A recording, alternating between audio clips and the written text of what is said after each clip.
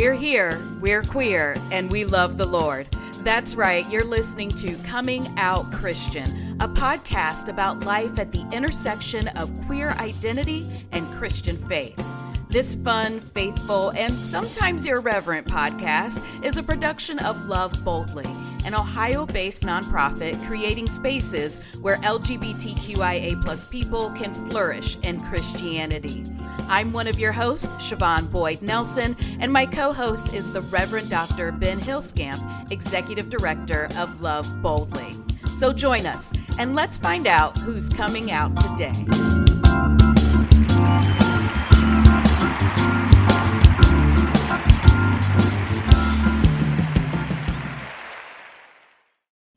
Well, hello there, Ben. Hello, Siobhan. How are you? Oh, I cannot complain. How are you? I'm doing well, thank you. Wonderful, wonderful. And how has the new year treated you? So this is a new season. We are recording this in the past for the future. I just want to check in and see how the new year, how 2026 is treating you. You know what? It's so far so good, and I can't think it won't be treating me good when this episode comes out. But very much excited for this new year and for what lays ahead. What about you? I can't say it's been too bad, honestly. It's been pretty calm, especially compared to the end of last year. So I'm going to take that for what it's worth and knock on wood and say that it's going great. It's going swimmingly. Awesome. Good to hear. So I've got a question for you today, Ben, and it's because of who our guest is and where our guest is, actually more than anything. It's about where our guest is today, and it's about rivalries. And I just wanted to ask you, do you have any big rivalry in your life? Yeah, so it may not be as big as the rivalry we're bound to talk about, but my college, Sewanee, had a long-standing rivalry with Rhodes College in Memphis. Okay. On the other side of Tennessee from where we were. And I remember I think my junior year, I was on the track team, and we went to Rhodes for a meet. And I remember a Rhodes athlete looking at us and being like, "Oh yeah, you're from Sewanee. You're our rivals, right?" And we all had on shirts that said, like, I would, rather fail out of Sewanee than go to Rhodes or something. And the Rhodes athletes are like, this really isn't a thing here. And we're like, this is totally a thing at Sewanee. We buy Rhodes t-shirts to burn them. I mean, this is how intense this is. And again, the Rhodes athletes are just like, we didn't know. And I hate that. I hate when the rival doesn't realize how intense and how real the rivalry is. Yep. Indeed. Do you still follow that rivalry at all since graduation? Only when it comes up in some way. Rhodes is a small college, Sewanee is a small college, and they're both in the South. So on the rare cases when I come across a Rhodes alum, I'll say, "Oh, Rhodes." And 9 times out of 10, they kind of get it, and they're like, "Oh, you must have gone to Sewanee." That's that. But other than that, no. It's not a rivalry that really would continue, much past being an undergrad. Yeah, I think I actually have 2 rivalries, Ben. My undergrad rivalry, I went to Howard University in Washington, D.C., and our rivals are Hampton. And it really comes down to, we really are fighting about something, and it's the question of who is the real HU. Because at some point, Hampton used to be called Hampton Institute. And at some point, they changed their name to Hampton University and began referring to themselves as HU.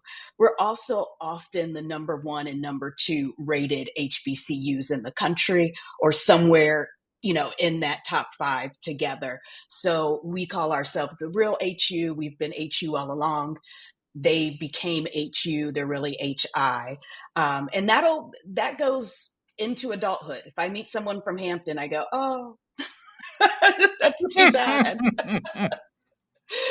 And I'm probably way more into, and I hate to say it at this age, honestly, the rivalry with that team up north, from that state up north. And I got it honest, y'all. I was raised this way by my father from a very young age to just have a dislike of the team up north and to never say the name. And I am not alone in that, because as my listeners in Ohio will know, or at least in Columbus will know, the entire campus, and sometimes other parts of the city, will literally cross out every M that they can find on every sign that they can find. It is, I mean, it's a level of petty that is a little bit unrivaled. That's the thing. Our level of petty in this rivalry is a bit unrivaled, and I am proud of that also.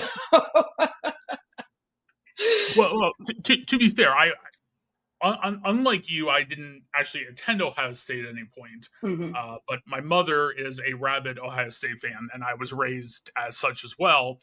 And as some of our viewers know, and definitely our guest today knows, um, one of our board members, the Reverend Brian Mhm. Steele, is from Michigan, or at least serves in Michigan now.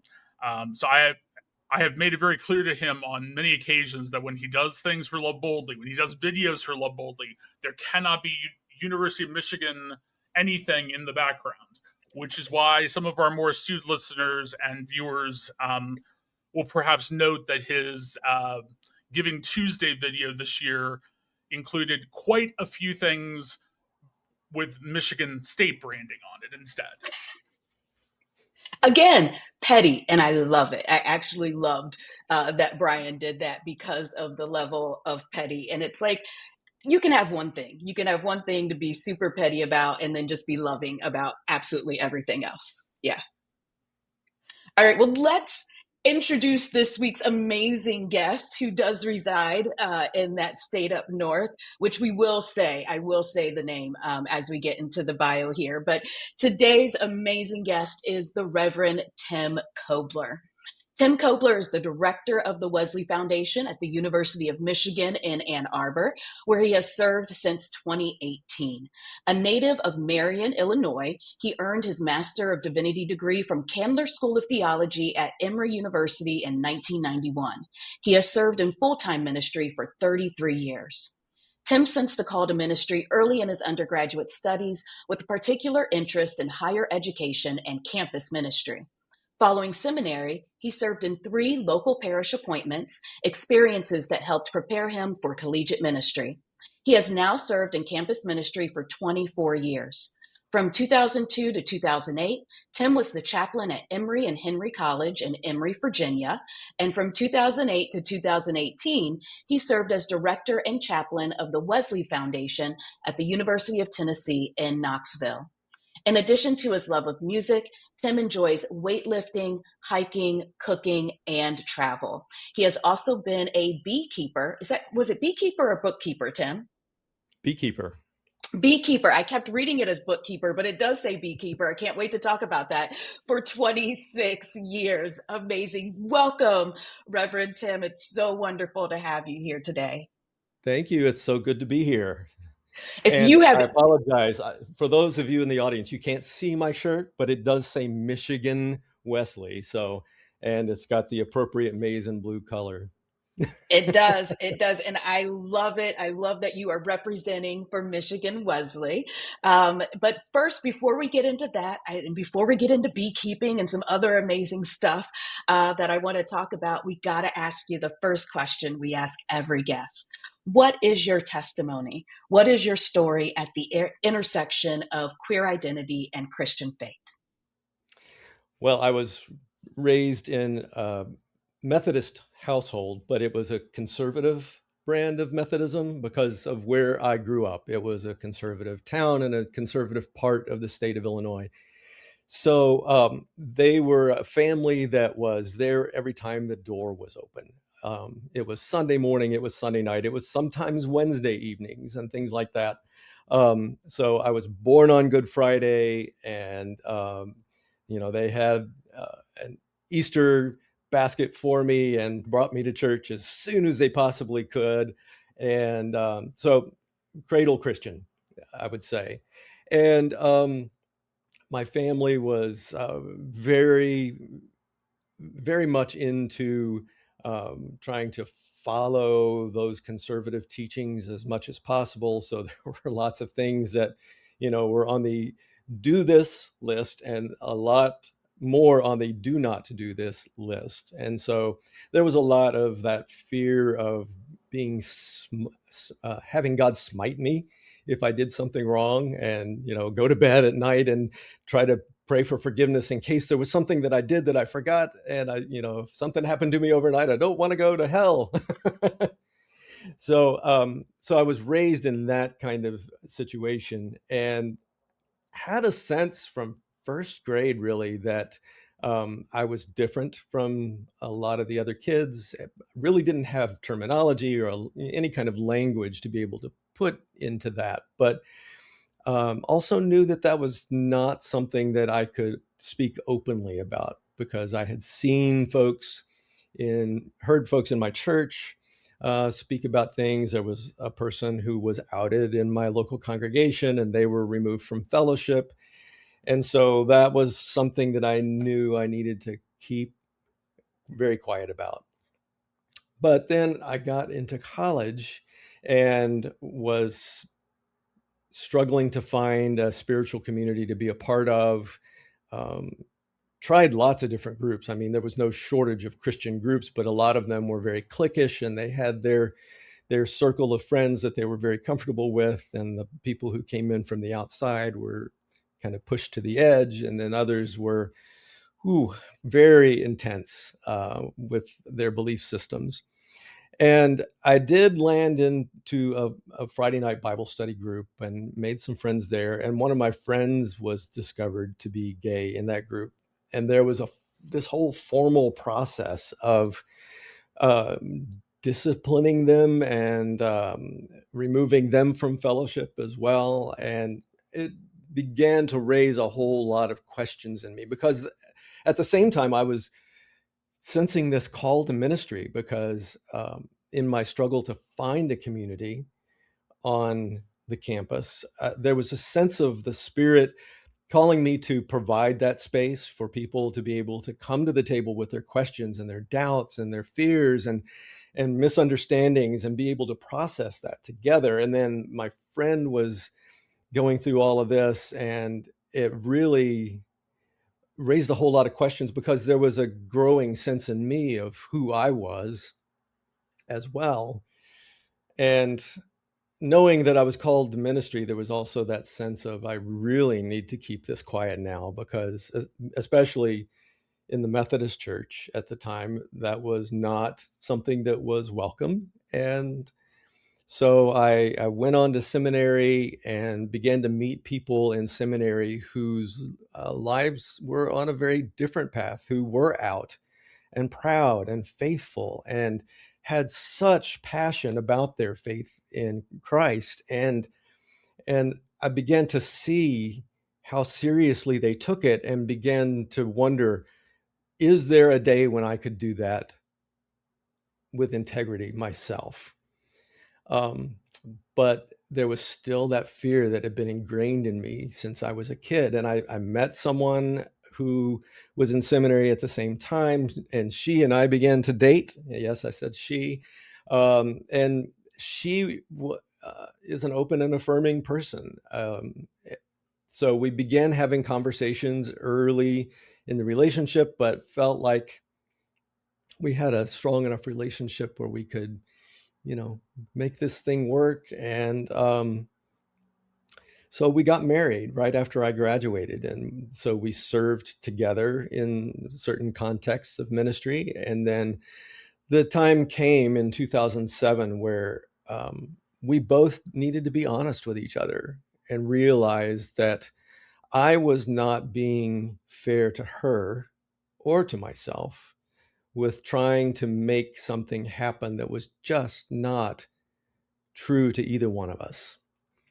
And so I felt like it was a move of the Spirit to prompt me to come out and to live more authentically. And with that, then began to experience a kind of grace of God that I had been searching for so long. And that was a really freeing moment. It wasn't all good because there were people that found out about it that were less than supportive, and some friends that had considered themselves open and affirming until I came out to them, and lost some friends. But then I gained new friends and new people who um, were seeing the authenticity with which I was trying to live, and they themselves felt that offered them a measure of courage to be able to do that for themselves as well. And that's one thing about student ministry that has been really great, working with young adults in the college and campus situation. For them to see someone living their faith authentically, it really helped them to be able to name themselves their own authenticity, whatever that happens to be, and to find some courage to be able to live the truth that God has called them to.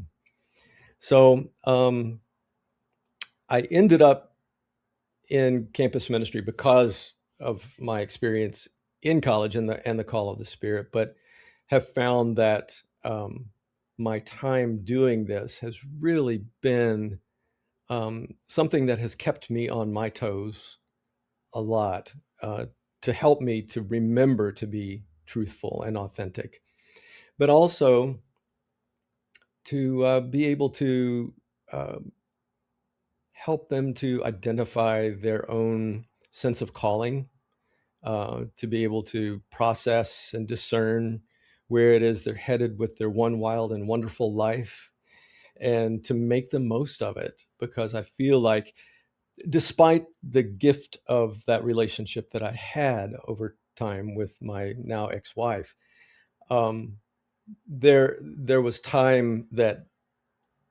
I wish that I had been more authentic earlier on, but can't live in the past, and I got to grab hold of the present and be truthful with where I'm at right now.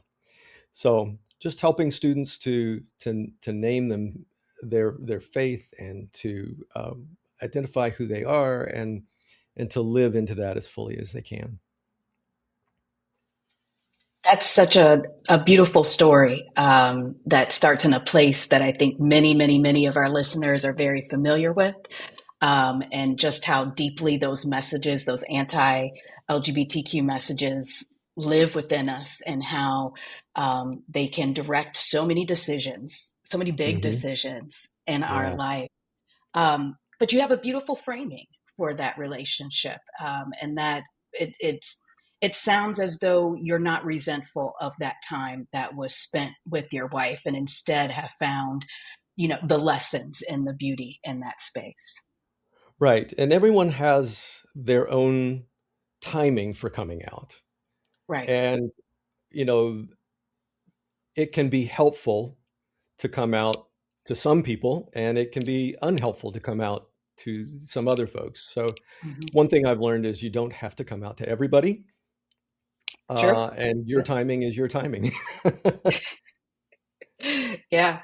I want to talk more about your campus ministry. One of the things you Mhm. said is that young people will keep you on your toes. And I definitely experienced that when I worked at Kaleidoscope Youth Center.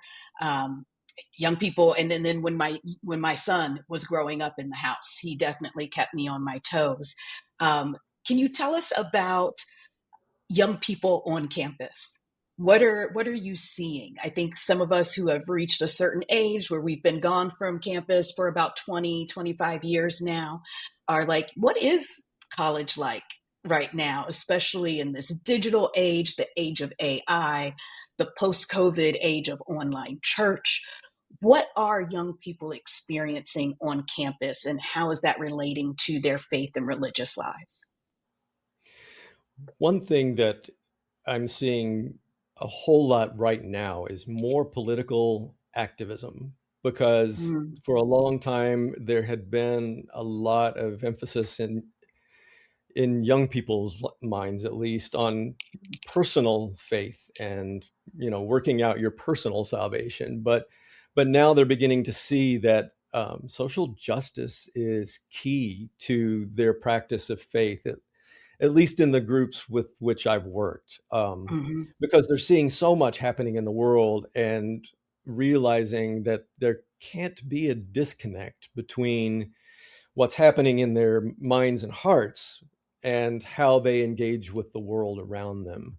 And so, speaking truth to the administration on decisions that they're making and how they're treating protesters, how they engage with their elected officials, the decisions they make in the polling places.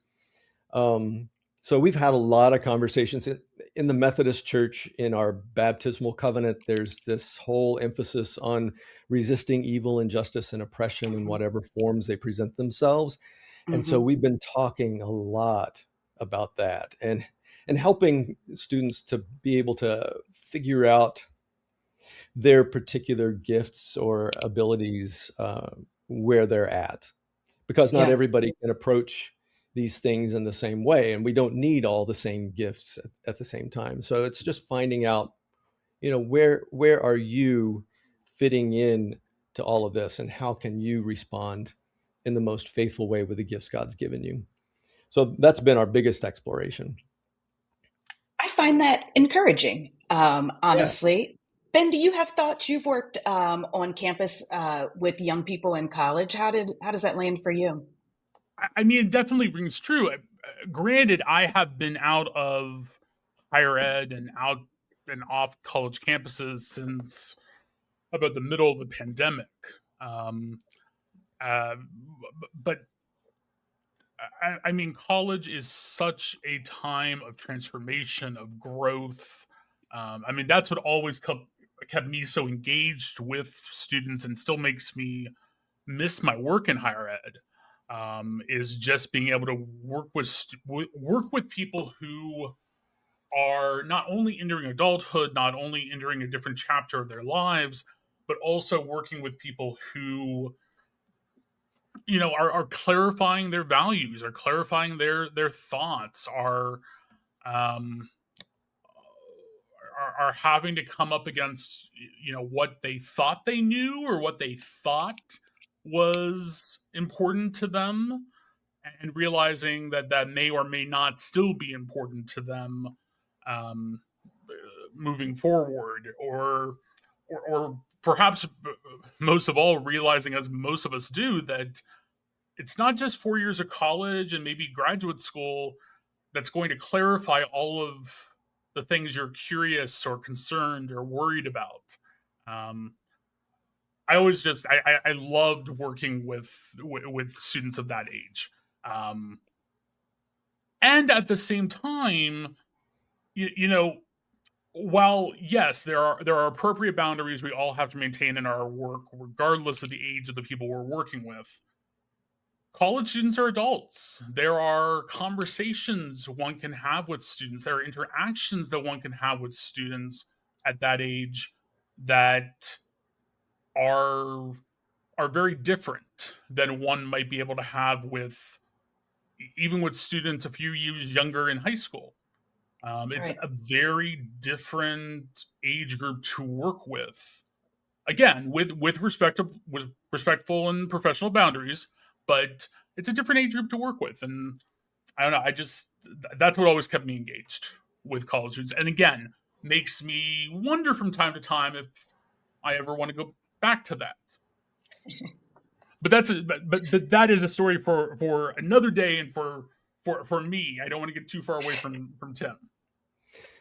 I'll agree with you, Ben, that it's a very different kind of conversation that you can have with this age group. But part of my work too is to help them learn how to do that, because some of the younger students coming in are just fresh out of high school, and so we need to model healthy conversation, healthy boundaries within conversation, um, civil discourse in general, because has been such a breakdown of that in society in general. So helping them to reclaim that and then to be able to model that with their friend group or with the people that they are interacting with during the semester.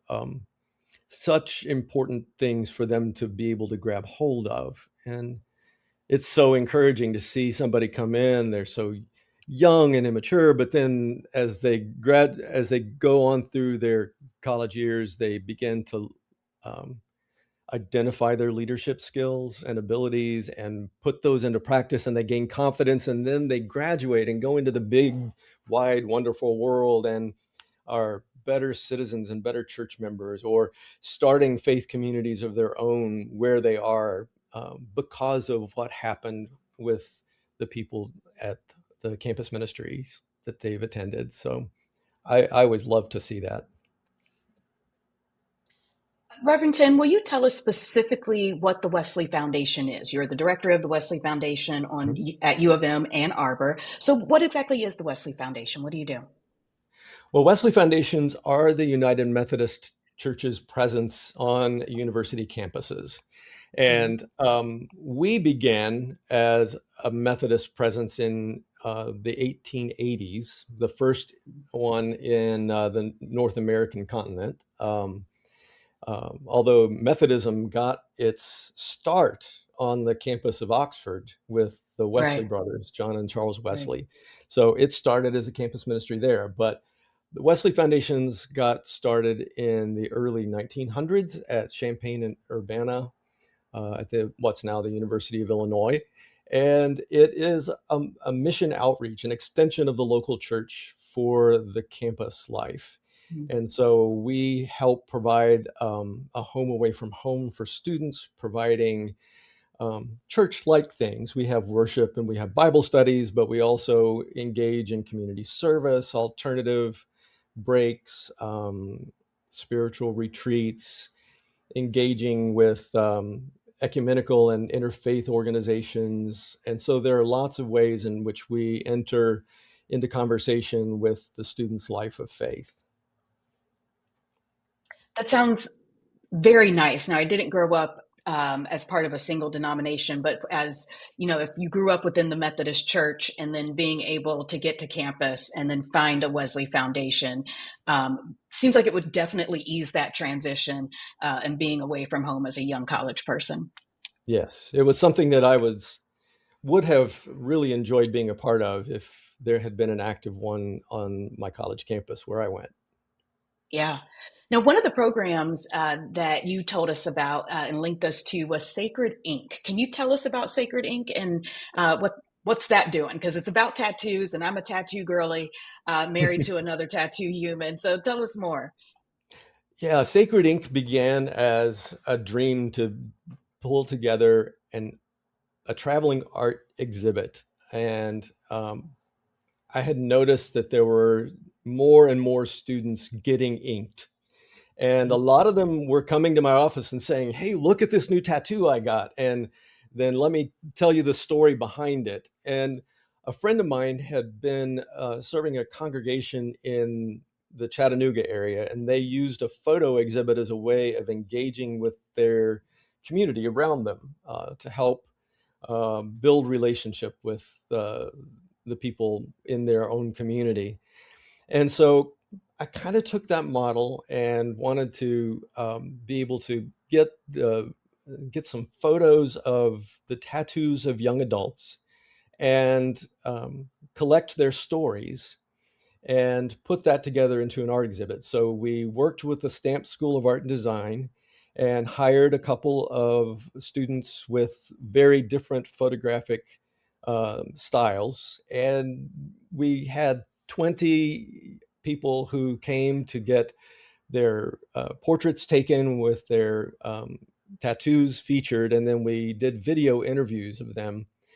And so the portraits are printed in large format, and there's a QR code where it'll take a viewer to their YouTube interview to be able to hear the story behind it. So it opened in 2023 here at the Wesley Foundation here on campus, and then it's traveled around. It's been at the Michigan Union, the Student Center here on campus. It's been to local congregations. It's been at Garrett Evangelical Theological Seminary, attached to Northwest University in Chicago. And so it's been here, there, and yonder, and bringing the story of young people to um, churches and people all over the place. So um, it is our hope that it will help to dispel some of the mythology behind the people who get tattoos, because working with churches, there are a lot of people from my generation or older. I'm a Gen Xer, that say, "Oh, these young people with their tattoos all over the place. You know, what kind of ruffians are they?" But to help people understand that these are folks, when they get these tattoos and are thinking about these stories, they're thinking theologically, because there is a sacred meaning behind it, whether it's a semicolon for that time that was at their lowest ebb of life, but their story is continuing, to those that are getting like Celtic knots or sacred symbolism on their bodies. There is a reason behind that that is tied to their faith, and it's helping to interpret that to people who up until that point really didn't understand, because all they thought of were the boomers that had come back from their service abroad in the military with anchors or whatever on their bodies, and you know, all of that. Yeah, I mean, it's a really neat way of approaching something that for so long has been a huge taboo in faith spaces, and I think approaching it this way and opening it up for people of faith, especially older people of faith, is a really neat idea. Just last year, my grandmother, who is 96, asked me one day when we were sitting and having a conversation if I had any tattoos. And I said, yes, I have three. And she said, "Ooh," because she was raised in the apostolic church. And, tattoos were, you don't get tattoos, you don't cut your hair, you don't wear pants. And she has abided by all of those. And I think really expected her children and grandchildren to abide by those standards, and is surprised that we're not, that we're so willing to cross that line.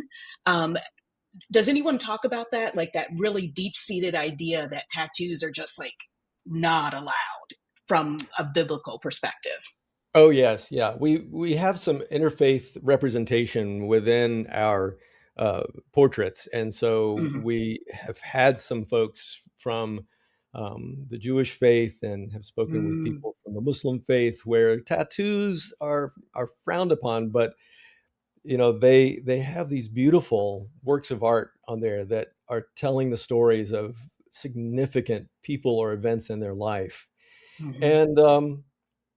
and despite the biblical prohibitions that are part of their history of faith, this has become another kind of testament to their faith, and that's the way that they viewed it, not as standing up against, but standing alongside the biblical narrative of people's history with God.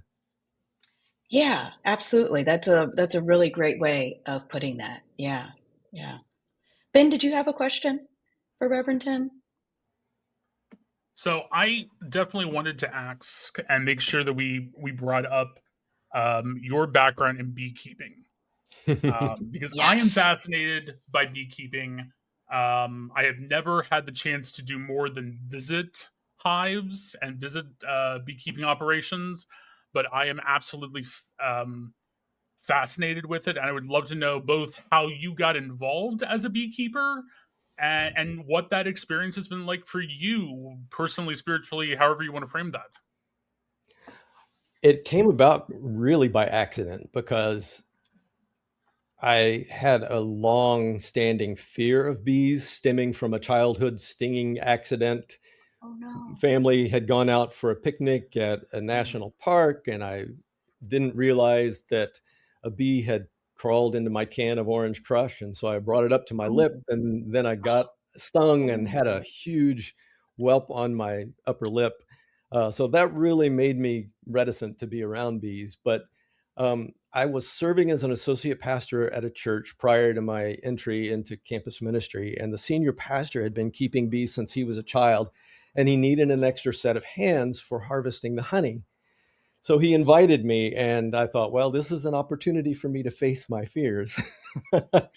So I went and helped him, and then he invited me back because I was able to do some of the heavy lifting at the time that he was not able to do. And so that really got me fascinated by this whole process, because getting into the hives and seeing this community, this super community, this hive mind at work, or a super organism, that's the word I was trying to think of, where the sum is greater than their parts. Acting together, they do this thing that is so much larger than anyone could do individually. It fascinated me, and I needed to pick it up myself. So he invited me to join him by getting my own hive, and so we started keeping bees together. And at one point, we had 33 hives that we were Oh, managing together. Um, but I just love it. Approaching the hive, I do a breathing exercise to kind of calm down, because they are sensitive to stress pheromones. And so it becomes a meditative practice to approach the hives and to calm myself before I open the hive, and then to hear everything happening inside and watching for the queen, or watch them dance for each other to identify where good foraging spots are. Um, all of that just really connects with me, to see how they work so well together, and uh, and how that also is such a part of the ecosystem. Like a third of our food is dependent upon pollinators, whether it's honeybees or other kinds of pollinators. And so it's also an act of eco-theology for me to try to help strengthen an at-risk community of bees, and to help with pollinating what needs to be pollinated. okay. You just said so many things You get me there. talking about bees, and it just goes on and on. Oh, I love that. But I think that what I want to focus on is this idea of eco theology. And I think it's the first time I've heard that term, but it speaks to me and because I find so much connection with God in nature, and find a responsibility to maintain the beauty of creation as part of my worship, as part of my duty as one of God's children. And I think it's encouraging to hear a reverend say eco theology, and to hear your dedication to that work of maintaining this planet. Yeah, I mean, it goes back to the Genesis stories of, Yeah. being stewards of what is created. And so creation care has been forefront in my thinking, and that's also worked well with my work with students too, helping them to learn about the ways in which they can make a difference where they're at through eco theology and things like that. Hmm. So we've done studies on the water protectors, native indigenous water protectors, and the ways in which we, particularly here in this state of Michigan, that state up north, where we have all these lakes and rivers, and so much is at risk. Yeah. And so and the Flint water crisis, Hmm. things like that. So all of these tie in to my understanding of faith, and I want to help students begin to understand that there are things that they can do as well. It may not be beekeeping, but there is something that they can do. Absolutely. Ben, you look like you had another question. No, no, no, no, no. I just wanted to make sure we got there. Yeah, absolutely. And then the calmness with which you approach the beehive. I mean, that is, um, I live with a level of anxiety that I don't know I should be able to function under. So the idea of being able to get to that level of calm and meditation so that you can approach bees, because that's what I've always known. If you stay calm, they stay calm. And if you get excited, they stay excited. And anyone who's met me knows that my baseline is excited. So I don't know if beekeeping is in my future. But what does that, how long did it take you to be able to approach the hive, to learn that process of calming yourself and having that type of meditation so that you could approach the hive? Ooh, it was learning by doing. Ooh. Mm. Because there were days, I'm, hives have their own personalities. You can Okay. manage 33 hives and you will have 33 different moods of bees. So if it's a really Right. hot and humid day and there's not a lot to forage on that particular day, you can approach a hive and do your breathing exercises and all of that, and they will still start to buzz very loudly when you pop the lid off of the hive. Um, so I just have to remind myself that it's not me, it's them.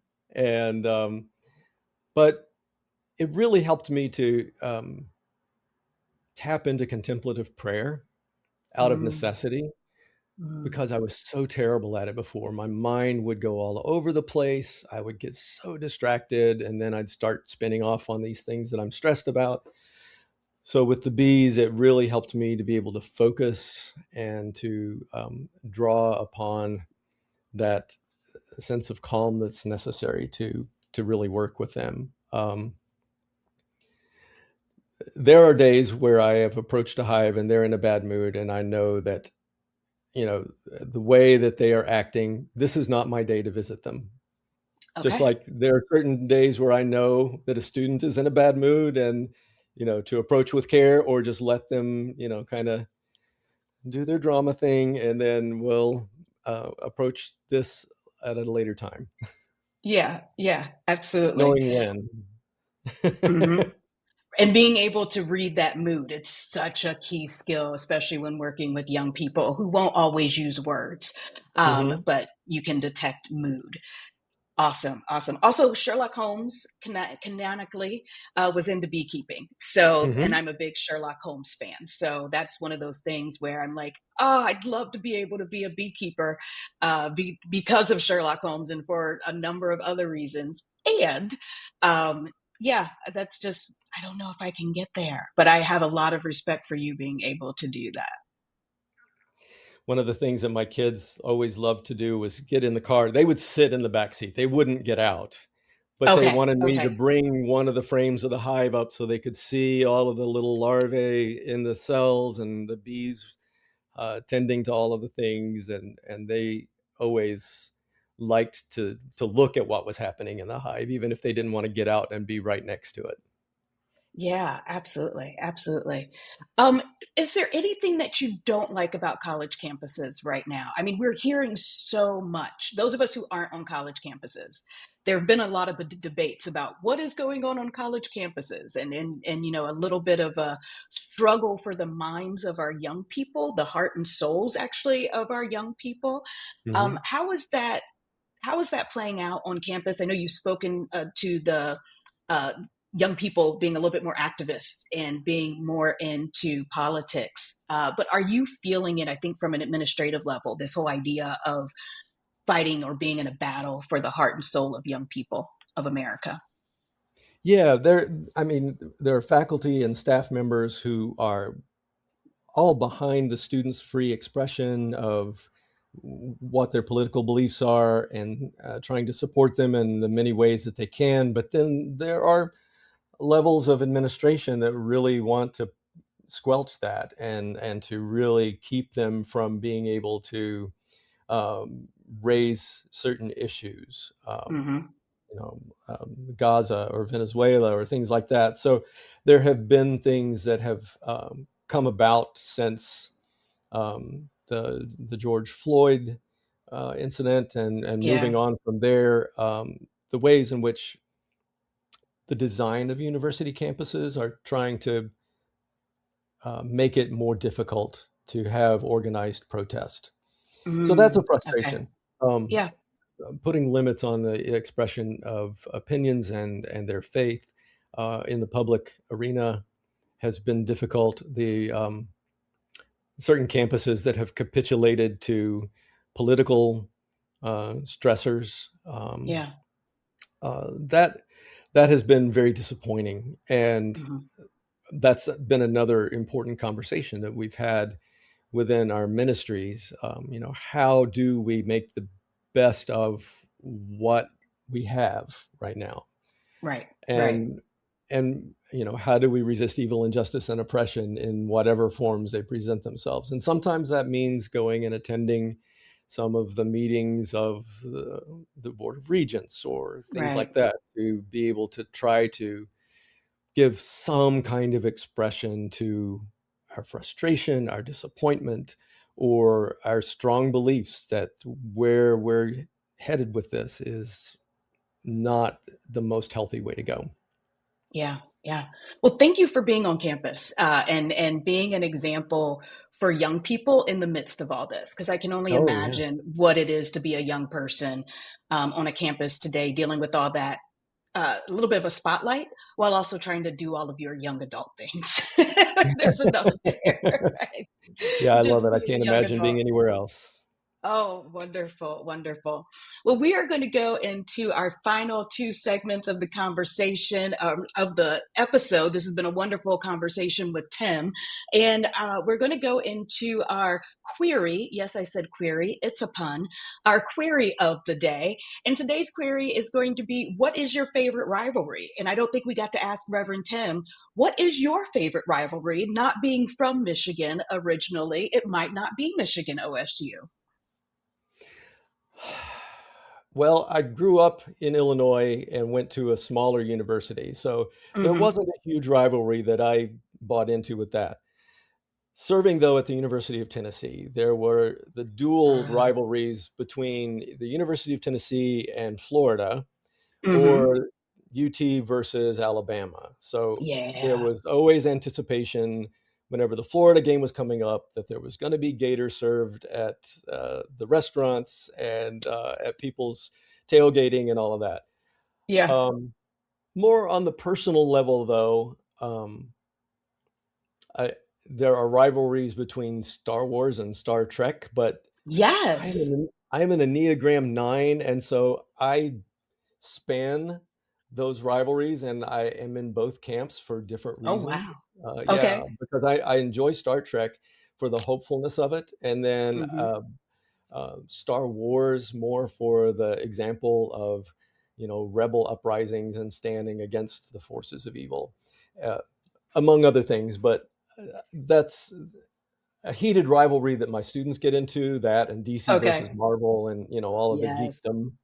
We Yep. have a study going on right now called Fans and Fandom. So we look at stories and games and things like that, trying to find modern parables in that. Ah. And so there are some heated conversations about why Pokemon is better than all the other things, or I absolutely love it. Well, we want you to respond, listeners. We want you to get in on the conversation. So please join us on Instagram. Let us know, comment here, drop a comment here in the podcast. Let us know what your favorite rivalry is. It could be sports, it could be from geekdom, anything you got. We want to hear about it. Our final segment is a moment in queer history, and Ben is going to give us today. Ben is always reminding us that not only have we always been here, we've always been here as people of faith. Thanks, Siobhan. So, what I want to talk about today is something that I just recently learned about. When we talk about pride parades and what was the first pride parade, we typically think about parades that were organized approximately a year after the Stonewall riots. So Stonewall happens in 1969. The first supposedly pride parades happened in 1970. And those parades definitely were organized marching parades, much more akin to what we now know as a pride parade. Obviously, much smaller, but still what we now would consider a quote unquote pride parade. But the fact is, there's actually a parade from 4 years earlier in 1966, which some people claim was the first Pride Parade. On May 21st, 1966, LGBTQ organizations, or what at the time were called homophile organizations, in Los Angeles, New York City, Philadelphia, San Francisco, and Washington, D.C. collaborated on a event to memorialize and to agitate against the exclusion of LGBTQ people in the armed forces. This is before Don't Ask, Don't Tell, before the repeal of Don't Ask, Don't Tell, when a person could be kicked out of or imprisoned in the military simply for being gay or lesbian. Obviously, we know that our current presidential administration has excluded particularly transgender people from the military, but this is at a time when anyone in the queer community could be excluded from the military simply for being themselves and for being out for it. So this May 21st, 1966 protest in these different cities was to memorialize people who had come out and had been kicked out of the military, as well as to raise awareness about people still serving in the military and having to hide their sexual orientation or gender identity. The group in Los Angeles, though, in lieu of a picket or kind of static demonstration, chose to hold a 15-car motorcade through Los Angeles. And because of that has been identified. That motorcade in Los Angeles on May 21st, 1966 has been identified as the first LGBTQ Pride March or Pride Parade. Tim, it has been such an amazing time speaking with you and getting to know more about you and the amazing work that you're doing up there in that state up north, and just doing amazing work with the young people there. Thank you so much for joining us. Thank you. I appreciate it. Is there anything that you would like to promote? Any social events, any things coming up, or any social media? If you're within driving distance of Ann Arbor, Michigan, and would like to have Sacred Ink come to your place, you can go to sacredink.art, A-R-T, and there's a form that you can fill out, and we can start talking about the ways in which it can travel to your place.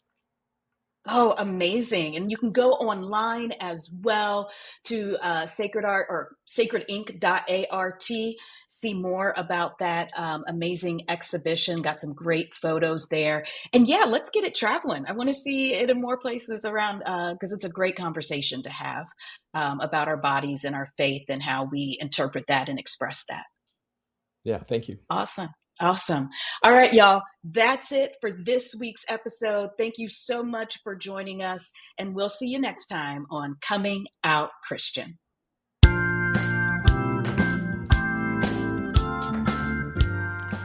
Thanks so much for joining us today. We hope this conversation encouraged you, challenged you, and maybe just helped you feel a little less alone on your journey. If this podcast has been meaningful to you, would you consider supporting the work of Love Boldly? Love Boldly's mission is to create spaces where LGBTQIA+ people can flourish in Christianity, and your donation helps make conversations like this one possible. You can give at www.loveboldly.net/donate. That's www.loveboldly.net/donate. Want to stay connected with the podcast? Follow us on Instagram at comingoutchristian_podcast for updates, resources, and community. Until next time, remember that you can be queer and Christian and queer.